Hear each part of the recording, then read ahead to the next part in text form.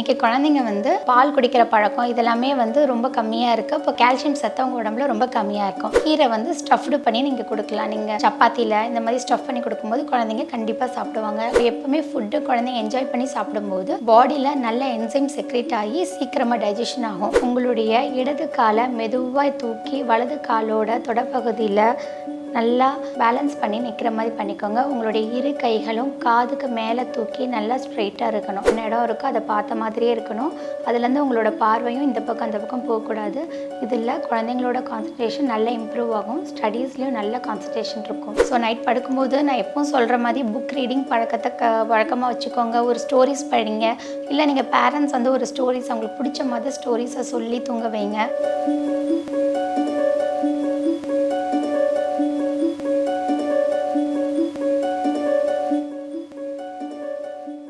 Health cafe நேயர்களுக்கு வணக்கம். நான் Brinda, yoga trainer and dietician. இன்றைக்கி நம்ம ஒரு சூப்பர் டாபிக்கை பற்றி பார்க்க போகிறோம். பெரியவங்களுக்கு என்ன சாப்பிட்லாம், என்னென்ன டிசீஸ்க்கு என்னென்ன சாப்பிட்லாம் அப்படின்றது நிறைய வீடியோ போட்டிருக்கோம். ஆனால் இன்றைக்கி நம்ம இந்த மே மந்த்து ஏப்ரல் பார்த்திங்கன்னா சம்மர் சீசனில் குழந்தைங்க வீட்டில் இருப்பாங்க.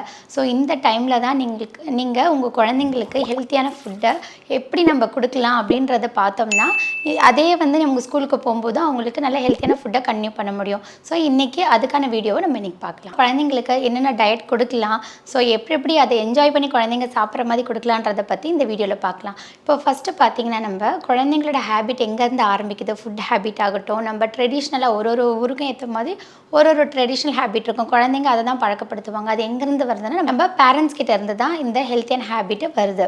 ஸோ ஃபஸ்ட்டு ஸ்டெப் நம்ம என்ன பண்ணலாம் அப்படின்னாக்கா, குழந்தைங்க ரொம்ப 6 மந்த்ஸ்லேருந்தே பார்த்திங்கன்னா அவங்களுக்கு இந்த டச்சிங் ஹேபிட்டு நீங்கள் சாப்பிடும்போது உங்களுடைய நம்ம சாப்பிடும்போது நம்மளோட ஒவ்வொரு ஃபுட்டும் என்ன டெக்ஸ்சரில் இருக்கும், என்ன கலரில் இருக்கும் அப்படின்றது குழந்தைங்கள ஃபீல் பண்ண வைக்கணும். நம்ம 6 மந்த்ஸ்லேருந்தே இந்த ப்ராக்டிஸ் கொடுக்கலாம். நம்ம கையில் கொஞ்சம் அதை டச் பண்ணி பார்க்க சொல்லிவிட்டு அப்புறமா நம்ம வந்து அதை அவங்களுக்கு கொஞ்சம் டேஸ்ட்டு கொடுத்துட்டு இந்த மாதிரி ஒரு வெஜிடபிள்ஸாக ரொம்ப குழந்தைலேருந்தே நம்ம ப்ராக்டிஸ் பண்ணணும்.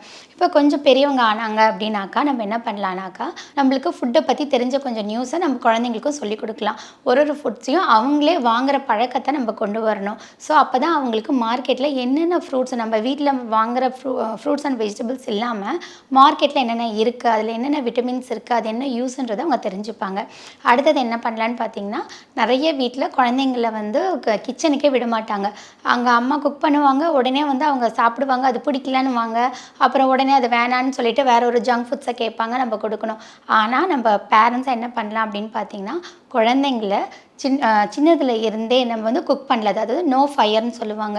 ஸோ அடுப்பு இல்லாமல் நம்ம ஒரு சின்ன சேலட்ஸை ஒரு சின்னதாக வந்து ஃப்ரூட்ஸை கட் பண்ணி ஃப்ரூட் சாலடு எப்படி செய்யலாம் அப்படின்றது குழந்தைங்களோட நீங்களும் உட்காந்து அழகாக கட் பண்ணி போட்டுட்டு நீங்கள் செஞ்சிங்கன்னா குழந்தைங்க அந்த இன்ட்ரெஸ்ட்லேயே அந்த கட் பண்ணி போடுறது அந்த செய்கிற இன்ட்ரெஸ்ட்லேயே பார்த்திங்கன்னா குழந்தைங்க அந்த ஃப்ரூட்ஸ் அண்ட் வெஜிடபிள்ஸை சாப்பிட பழகுவாங்க.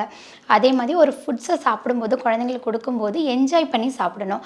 நம்ம இன்றைக்கி பார்த்திங்கனாக்கா எல்லாமே வந்து நம்ம ஃபுட்டை வந்து ஒரு நேரத்துக்கும் வெரைட்டியாக கொடுக்க ஆரம்பிச்சிட்டோம். அப்போ என்ன பண்ணுறாங்கன்னா குழந்தைங்களும் அதை எதிர்பார்க்க ஆரம்பிக்கிறாங்க. நம்ம சாப்பிடும்போது நல்லா கலர்ஃபுல்லாக இருக்கணும், டிஃப்ரெண்ட்டாக இருக்கணும் அப்படின்னு எதிர்பார்க்குறாங்க.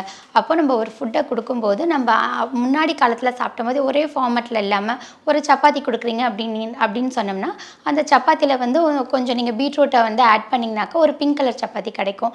அதே மாதிரி தோசை கொடுக்கும்போது பார்த்திங்கன்னா ஒரு கேரட் ஆட் பண்ணோம்னாக்கா ஒரு ஆரஞ்சு கலர், இந்த மாதிரி கலர்டு ஃபுட் டிஃப்ரெண்ட் கலர்டு அவங்களுக்கு இன்ட்ரடியூஸ் பண்ணலாம். ரெயின்போ கலர்ஸ்ன்னு சொல்லுவாங்க.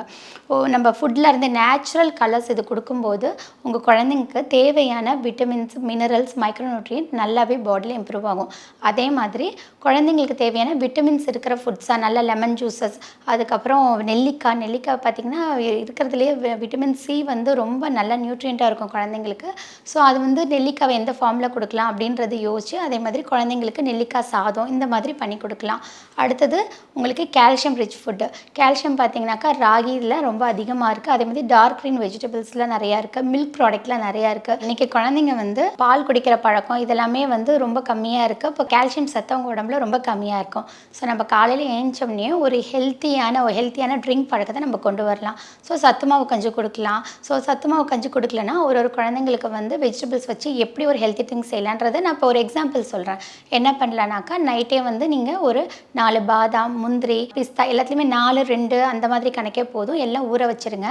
அடுத்த நாள் பார்த்தீங்கன்னாக்கா கேரட் ஒரு 4 கேரட் வந்து நல்லா தோல் சீவிட்டு நல்லா அதை வேக வச்சு பாயில் பண்ணி எடுத்துக்கணும்.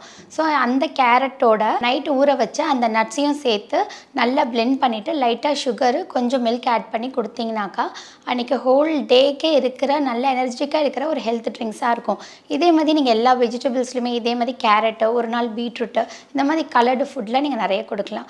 அதே மாதிரி கீரை பார்த்திங்கனாக்கா கீரை வந்து ஸ்டஃப்டு பண்ணி நீங்கள் கொடுக்கலாம். நீங்கள் சப்பாத்தியில் இந்த மாதிரி ஸ்டஃப் பண்ணி கொடுக்கும்போது குழந்தைங்க கண்டிப்பாக சாப்பிடுவாங்க. எப்பவுமே ஃபுட்டு குழந்தைங்க என்ஜாய் பண்ணி சாப்பிடும்போது பாடியில் நல்ல என்சைம் செக்ரேட் ஆகி சீக்கிரமாக டைஜஷன் ஆகும். ஃப்ரூட்ஸ் அண்ட் வெஜிடபிள்ஸ் எல்லாமே குழந்தைங்களுக்கு எப்படி இன்ட்ரடியூஸ் பண்ணுன்னு பார்த்தா அதே மாதிரி பார்த்திங்கன்னா இன்றைக்கி ஜங்க் ஃபுட்ஸ் நிறைய சாப்பிட்றாங்க. குழந்தைங்க வெளியே போனீங்கன்னா ஜங்க் ஃபுட்ஸ் நம்ம என்னென்னு பார்த்தோம்னா நிறைய sugary items, salty items, chips, அதுக்கப்புறம் ஐஸ்கிரீம்ஸு, இந்த மாதிரி நிறைய ஐட்டம்ஸ் சாப்பிட்றாங்க. இதெல்லாம் பார்த்திங்கன்னா குழந்தைங்களுக்கு இன்றைக்கி நிறைய பேர் ஒபிசிட்டியும் ஆகிறாங்க. ஸோ சின்ன வயசுலேயே வெயிட் வந்து ரொம்ப நிறைய வருது. ஸோ இந்த ஒபிசிட்டி இல்லாமல் இருக்கிறதுக்கு ஃபுட்டில் கண்ட்ரோல் மட்டும் இல்லாமல் கண்டிப்பாக குழந்தைங்களுக்கு 2 நேரமும் காலையில் சாயந்தரம் 2 நேரமும் ஃபிசிக்கல் ஆக்டிவிட்டி கொடுக்கணும். இன்றைக்கி நிறைய பேர் ஃபோனு, டிவி, கேஜெட்ஸ் நிறைய இருக்குது. அதை மட்டுமே வச்சுட்டு உட்காந்துட்டே இருக்காங்க. அவங்களோட சிட்டிங் பொசிஷன், படுக்கிற பொசிஷன் எல்லாமே ஃப்யூச்சரில் அவங்களுக்கு ஒரு பாதிப்பை கொடுக்கும். ஸோ இதுலேருந்து கொஞ்சம் அவங்க அந்த பொசிஷனை மாற்றினோன்னா பேரண்ட்ஸும் அவங்க கூட உட்காந்து நம்ம நிறைய ஃபிசிக்கல் ஆக்டிவிட்டி கொடுத்துட்டே இருங்க. பேரண்ட்ஸ் வீட்டில் இருந்தீங்கன்னாக்கா அவங்களுக்கு என்னென்ன கேம்ஸ் பிடிக்கும், நியூ கேம்ஸ் நிறைய இன்ட்ரடியூஸ் பண்ணிகிட்டே இருங்க. ஸோ அப்போ அவங்க வந்து ஃபிசிக்கல் ஆக்டிவிட்டி இன்க்ரீஸ் பண்ணும்போது ஒபிசிட்டியை கொஞ்சம் கம்மி பண்ணலாம். அதேமாதிரி கண்ணுக்கும் அவங்களுக்கு ரொம்ப நல்லது. அந்த நிறைய லைட் வந்து கண்ணில் பட்டுட்டே இருக்கிறது வந்து இப்போ இருக்க குழந்தைங்களுக்கு ரொம்ப கெட்டது. நிறைய பேர் ஐ ப்ராப்ளம் நிறையா வருது. ஸோ அதுலேருந்து கொஞ்சம் பாதுகாத்துக்கலாம். குழந்தைங்களுக்கு இன்றைக்கி சம்மர் ஹாலிடே வருது. ஸோ வெயில் வேறு அதிகமாக இருக்குது. என்ன பண்ணுன்னா வீட்லேயே இருக்கோம் நம்ம. இப்போ மட்டும் இல்லாமல் மேக்ஸிமம் டைம் வந்து நம்ம நம்மளோட சூரிய வெளிச்சம் நம்ம மேலே படுறதே கிடையாது. ஸோ நம்ம வளர்கிற குழந்தைங்களுக்கு சூரிய வெளிச்சம் உடம்புல படும்போது தான் உடம்புக்கு தேவையான விட்டமின் டி, கால்சியம் எல்லாமே டி இருக்கிறதுனால கால்சியம் அப்சர்வ் பண்ண போன் ஸ்ட்ரென்த்துக்கு ரொம்ப முக்கியம். ஸோ லைட்டாக இன்றைக்கி இருக்க குழந்தைங்க கீழே விழுந்தாலே கை ஃப்ராக்சர், காலர் போன் ஃப்ராக்சர் நிறைய இன்றைக்கி பார்க்குறோம். என்ன ரீசனாக வந்து சன் எக்ஸ்போஷர் இல்லவே இல்லை. ஸோ சூரிய வெளிச்சம் உடம்புல படாததும் ஒரு ரொம்ப பெரிய ரீசனாக இருக்குது குழந்தைங்களோட ஹெல்த் இஷ்யூவில். ஸோ கண்டிப்பாக வெளியே விளையாட விடுங்க.